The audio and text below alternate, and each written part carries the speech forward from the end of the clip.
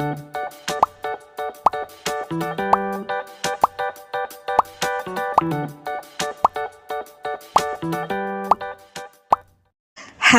Assalamualaikum. Selamat datang di Nawasana Channel. Hari ini saya akan melanjutkan membacakan novel yang berjudul Terpaksa Menikahi Bad Boy bab 126. Jangan lupa di like, komen, dan subscribe ya. Selamat menikmati. Jalanan macet. Jam bubaran kantor seperti ini membuat jalanan menjadi padat merayap. Ilham menjadi sangat tidak sabaran dan panik. Ayo dong, kasih jalan. Gimana sih? Bahkan dia mengomel-ngomel tak karuan pada kemacetan itu. Ilham ikut panik karena Shanum yang duduk di seat belakang dengan Zahran dan Irene terlihat mulai kesakitan. Kalem aja, Pak. Nggak apa-apa. Aku baik-baik aja kok. Tapi Shanum masih sempat menenangkan. Sakitnya masih ada jeda kan sayang? Tanya Irena yang tak berhenti memberi elusan di punggung Shanum. Ada mah, masih ada jeda kok. Jawab Shanum berbohong. Padahal sejak 10 menit yang lalu sudah mulai tak ada jeda lagi. Sakitnya terus-menerus terasa dan tingkat sakitnya kian lama kian naik. Di depan sana ada apa sih? Kok jalanan sampai gak bisa gerak gini? Gerutu Zahran kesal lalu hendak turun dari mobil mencari tahu apa yang ada di ujung kemacetan itu. Jangan kemana-mana. Abang mau kemana sih? Tanya Shanum, menahan agar Zahran tak sampai turun. Ya, habisnya kemacetannya gak terurai sejak beberapa menit lalu. Kita ini lagi dalam urgensi. Abang harus cari tahu apa sumber kemacetan yang parah ini. Abang, Shanum benar-benar masih santai. Masih bisa menenangkan orang-orang yang menemaninya dengan panik. Wajah kamu meringis sayang. Abang tahu kalau kamu ini kesakitan, tapi masih pura-pura bebek aja. Iya, sakitnya makin lama emang makin kuat, tapi masih bisa dikendalikan. Please, abang jangan over panik gini. Semuanya kan baik-baik aja kok. Ilham diam-diam memperhatikan interaksi manis di belakang kursi kemudinya.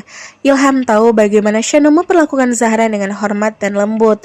Dan pasti itulah yang membuat putranya yang terkenal bengal dan rebel menjadi lelaki yang sangat bucin dan penyayang terhadap istrinya.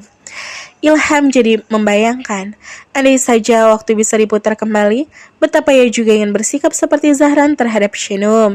Ilham juga berandai-andai, andai saja Irena masih bersikap seperti Shanum, pasti pernikahannya juga akan menjadi pernikahan yang sakinah sampai ke jannah. Pak Ilham, seorang pengendara motor membuyarkan lamunan Ilham, dan saat ditoleh, ternyata yang menyapa itu adalah Nares. Ilham menurunkan kaca mobil lebih lebar lagi. Nares, kamu anak magang yang magang di kantor saya beberapa waktu lalu. Sapa balik Ilham. Nares menelusup di antara kemacetan dan berhenti saat sejajar dengan mobil Ilham. Iya Pak, baru pulang kantor ya? Sapa Nares basa-basi karena merasa perlu menghormati Ilham setelah diberi penilaian bagus di masa magangnya oleh sang CEO. Saya mau ke rumah sakit, tapi malah kejebak di sini. Ada apa ya di depan sana? Kok jalanan statis begini gak bisa gerak-gerak beberapa menit lalu? Ke rumah sakit? Nares iseng mengintip ke dalam mobil lewat celah jendela Ilham dan melihat ada Shanum di antara Irene dan Zahra di jok belakang Ilham. Iya, mau bawa menantu saya ke rumah sakit, jawab Ilham. Shanum, mau lahiran? Nares mulai tertular serangan panik juga. Loh, kok tahu Shanum? Tanya Ilham heran. Ya udah, biar saya kawal ke depan ya Pak. Semoga bisa saya bantu membuka jalan buat Pak Ilham. Kata Nares sigap, lalu dia tengok-tengok kanan kiri mencari celah agar bisa membukakan jalan untuk mobil Ilham. Iya, terima kasih sebelumnya, kata Ilham. Loh, itu Nares ya? Tanya Irena baru ngeh. Iya, dia mau bantu membuka jalan buat mobil kita, kata Ilham. Zahran masih fokus mencoba meredakan kesakitan Shanum yang lama-lama makin tak bisa berpura-pura baik-baik saja. Nares mengerahkan jiwa dominannya sebagai bad boy. Kasih jalan. Ini lagi bawa pasien urgent nih, kasih jalan. Teriak-teriak Nares pada pengendara di depannya. Beberapa ada yang peka dan menggeser mobil mereka. Beberapa kendaraan roda 2 yang menumpuk memenuhi sela-sela kendaraan roda 4 juga mulai tertib, tak saling mendahului lagi. Sedikit celah mulai terbuka, tapi belum cukup untuk sebuah mobil Ilham. Wah, Nares baik banget. Puji Irene sangat tersentuh dengan tindakan Nares yang begitu gigih membukakan jalan untuk mobilnya Ilham. Zahran menoleh dan melihatnya juga. Zahran salut, walaupun Zahran curiga kalau Nares melakukan kebaikan itu karena Shenum. Udah bisa pak, ayo pak lanjut, kata Nares setelah berhasil membuka jalur baru untuk Ilham. Terima kasih banyak ya nak. Ilham sangat bersyukur dan berterima kasih. Sama-sama, semoga proses lahirannya lancar ya, harap Nares. Amin, amin, terima kasih ya. Silahkan pak. Berkat Nares, akhirnya Ilham bisa melanjutkan perjalanan. Saat melaju semakin jauh, ternyata sekitar 50 meter dari tempatnya terjebak, tadi ada mobil tronton besar yang mogok. Tapi untungnya ada Nares yang membantu dan bantuannya sangat berarti untuk Ilham sekeluarga. Nares cemas, entah kenapa malah ikut panik saat tahu kalau bidadari surganya akan menghadapi persalinan. Duh, kuat-kuat ya Num, pasti kamu bisa, kamu orang baik, pasti segala urusan kamu akan dilancarkan. Harap Nares, harapannya begitu tulus dari hati yang terdalam. Sesampainya di rumah sakit, Shanum disambut oleh beberapa perawat dan segera dibantu untuk duduk di kursi roda yang telah standby disediakan. Beruntung Dr. Niar masih bertugas dan Shanum merasa tak sungkan pada Dr. Niar saat Dr. Niar akan melakukan pemeriksaan padanya. Zah, masuk aja. Papa sama Mama akan menunggu di sini. Kalau ada apa-apa, panggil Mama ya, kata Irene di depan ruangan bersalin itu. Oke. Hanya Zahran yang masuk ke dalam ruangan bersalin itu, sementara Ilham dan Irene memutuskan untuk tetap menunggu di depan pintu sambil tak berhenti memanjatkan doa. Oh iya, kabari orang tuanya Shenum. Kamu ada kontaknya kan, Mas? Ingatkan Irene. Sebentar, apa aku menyimpan nomor Pak Dharma atau enggak ya? Kata Ilham lalu memeriksa kontak di ponselnya. Masa nomor besan gak di-save sih? Omel Irene. Alhamdulillah ada. Ucap Ilham penuh syukur lalu segera menelpon ke nomor Dharma. Memasuki ruangan bersalin yang cukup asing bagi Shenum membuat Shenum mulai terasa tegang. Padahal ruangan bersalin itu adalah ruangan bersalin kelas terbaik yang biasa dipakai oleh para pesohor. Kenyamanan bagi ibu bersalin amat sangat diutamakan. Sudah pembukaan 4 loh. Kita tunggu beberapa jam lagi sampai pembukaan lengkap ya, kata Dokter Nia dengan wajah yang cerah. Kok bisa cepat begini dok? Kalau ikut ke hari perkiraan lahir yang Dokter Nia kasih tahu waktu itu, waktunya masih sekitar 3 mingguan lagi. Tanya Shenum keheranan. Ada beberapa faktor yang menyebabkan itu. Tapi pada kasus kamu ini bukan sesuatu yang buruk kok. Kondisi janin, kondisi ibu sudah sama-sama siap untuk proses persalinan.